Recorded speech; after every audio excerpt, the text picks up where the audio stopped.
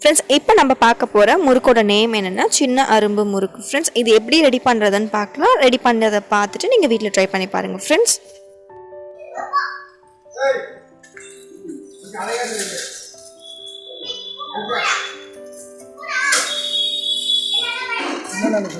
கொஞ்சமாக ஜாங்கிரி பவுடர் அப்புறமேட்டு chilli powder சேர்த்துக்கலாம். 100 கிராம் சில்லி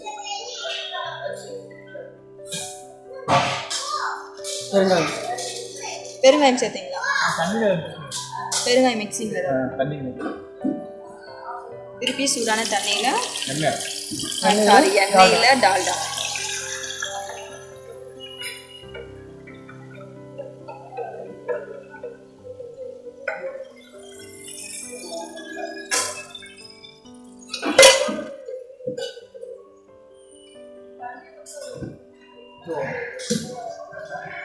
எள்ளு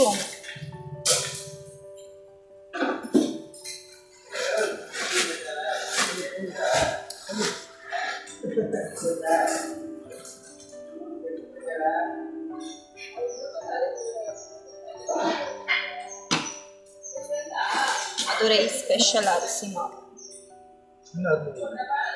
என்னன்னா பேர் என்னன்னா சின்ன அரும்பு. சின்ன அரும்பு முறுக்கு. சின்ன அரும்பு முறுக்கு முறுக்கோட நேம்.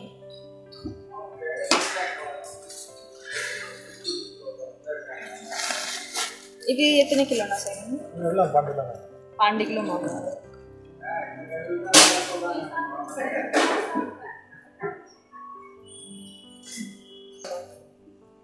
அது 2 கிலோ வேணா.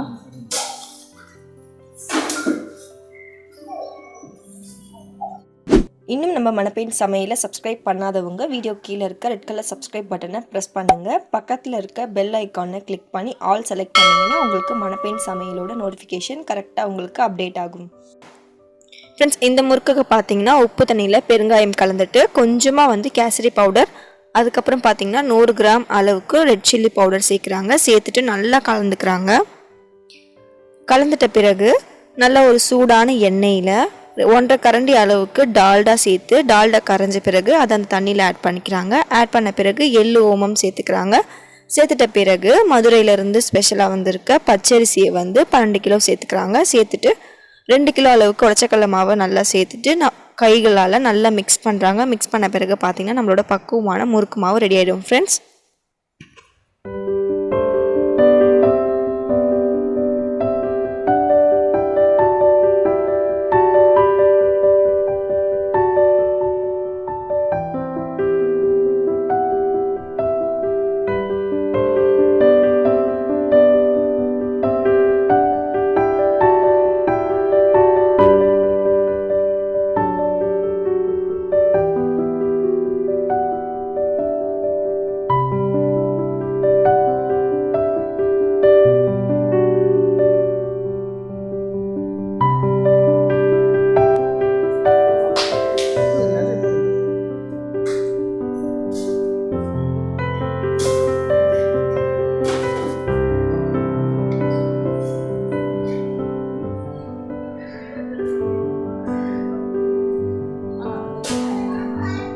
ஜூம் பண்ணிக்கோங்க.